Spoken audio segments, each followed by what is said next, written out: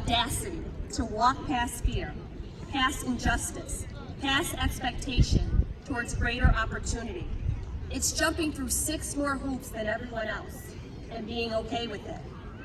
It's playing on a field that's not even. It's lifting yourself up while hoisting others up with you. Because without Ruby, there would be no me. Without her, there'd be no access to the opportunities that we enjoy today. I learned that here at Hillhouse. This was where I began my student teaching. I graduated from Southern and I came to this school. I earned my stripes here. I would never have made it to National Teacher of the Year had I not first started here. What I learned at this school is that Hillhouse is a family. People say house family, but I don't think they get it. This is house family. I don't think they get it. You know, it's not just teachers. You know, I spent so much time on this campus that the reason I left wasn't because it was hard, it was because I loved it so much. Because what I saw happening at Hillhouse with Ms. Staggers and Ms. Severini and Mr. Polishin, all of these people who took me in and raised me up, what I saw here, I wanted to recreate at home. So I left here because it was that good. Because I knew that the opportunities and the experiences that kids at Hillhouse were enjoying, all kids around the state should have those same opportunities. I tell you that education saved my life. I want you to understand how important that phrase is. When I say it saved my life, I mean just that. It saved my life. I grew up in Waterbury, in one of the largest housing projects. My mom was an addict most of my life. My grandmother raised my brother and I. When I was 17, I got pregnant and dropped out of high school. I went to an alternative education program. I know now you're thinking, who invited this chick? This must be a graduation. But I wanted to learn. I wanted people to understand that being smart is not enough, because I was always smart. But life happens. The world happens. Experiences happen. And sometimes we need people to hold us up until we can stand for ourselves. Education saved my life.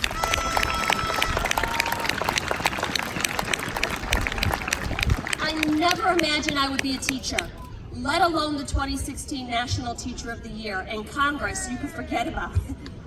But years later, all I ever wanted to be was a teacher. And I got to the point where in my life where I said, I'll never know unless I at least try. Unless I at least try. This cannot be the end of my story. And I enrolled in community college, which was, it's weird because now I tell this story and it seems like a through line, but I have to admit, there was a little bit of shame when I enrolled. Because I never imagined I'd go to a community college. I should have been the valedictorian. I was that smart.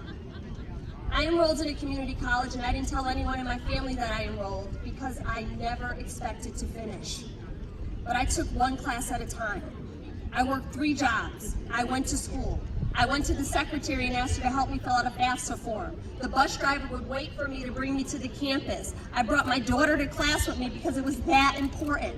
Education saved my life. I took one class at a time, looked at the step in front of me, and didn't worry about the staircase ahead. I tell you that because it does not matter where you start. It does not matter how you got here. It doesn't matter how broken those pieces are and if you have to pick them up and bring them in a bucket with you when you cross the stage. What matters is that you are here, that you deserve to be here. You get to be here, you've earned it, and nobody can take it away from you.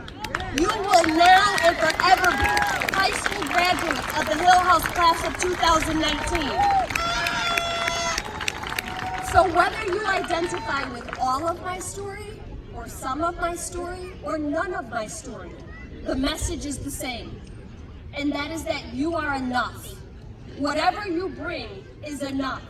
Whatever you have is enough. Whatever your experiences are enough. You have exactly what you need to be successful. I realize today that the only reason I can sit on the Committee of Education and Labor and fight for access to opportunities to public education is because I've lived it, because I am it, because this is my real life. So everything that has happened to you on this journey is necessary and it is important. I am reminded of one of my favorite poems by the late, great Tupac. The rose that grew from concrete. Did you hear about the rose that grew from concrete? Proving nature's law is wrong. It learned to walk without having feet. Funny it seems, but by keeping its dreams, it learned to breathe fresh air. Long live the rose that grew from concrete when no one else ever cared. Even roses grow from concrete. You are roses today, and I hope you know this. About a year ago, some friends convinced me to run for Congress. I had never imagined anything like this. But what I knew was that every person deserves the same opportunities that I've had. I should not be the exception. I should be the rule. It should not matter where you come from. Everybody should have access to opportunities.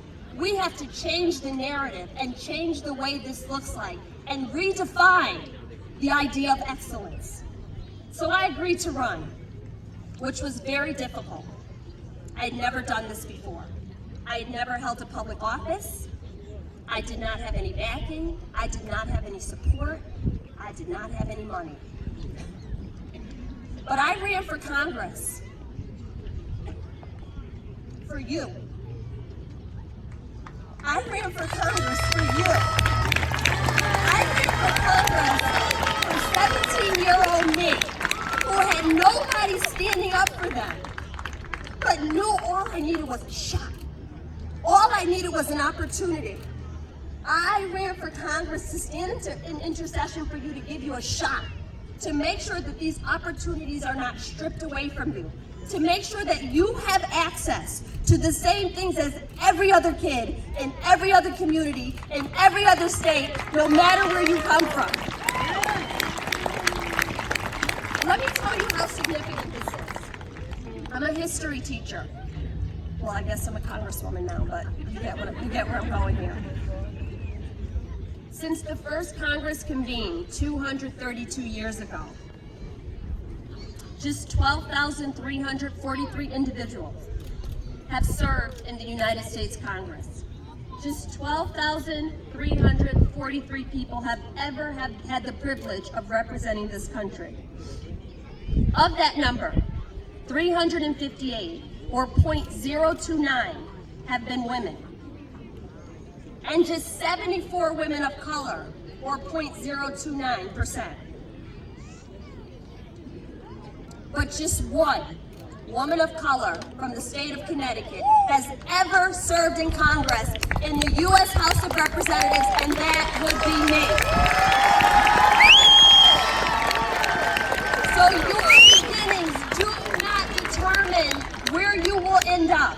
The best way to predict your future is to create it. Just because you've never seen it does not mean that it cannot be done. I recognize the power and the responsibility that comes with my role in representing people in this state. I recognize the struggle that comes with wrestling with your own destiny. But you were built for this. You were built for this.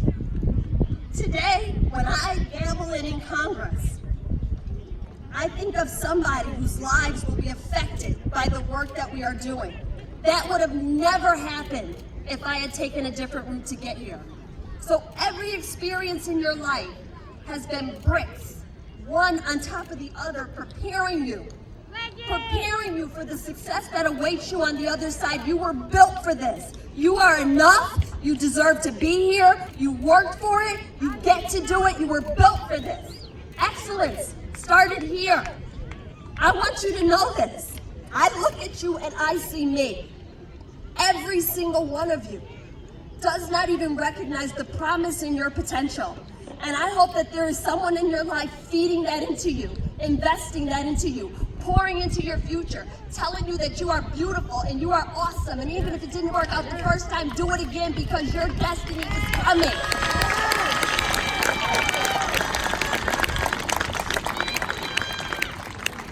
We are the sum of all of our parts, not just the good ones, not just the beautiful ones, not just the ones that everybody celebrates, even the broken pieces.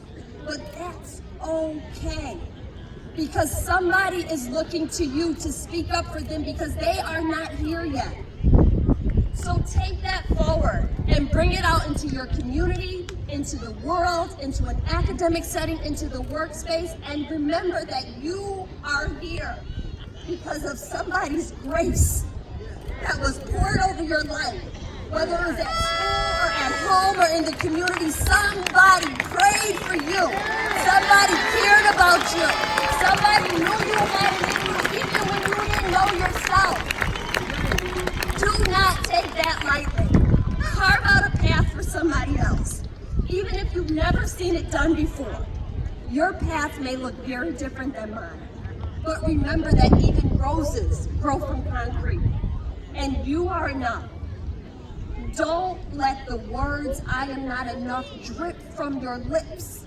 Don't let that thought creep into your head. Wear it. You'll leave here with armor.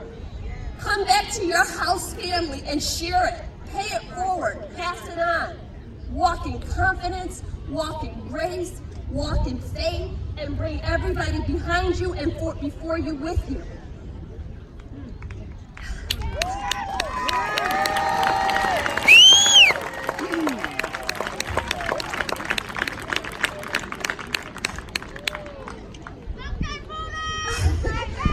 I'm gonna wrap up, but I cannot tell you enough.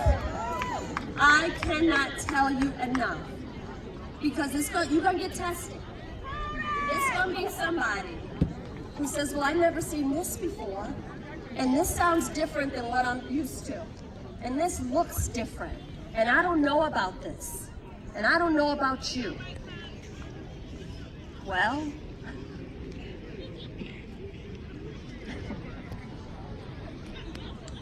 maybe the world's not ready. I say to you, get ready. Get ready.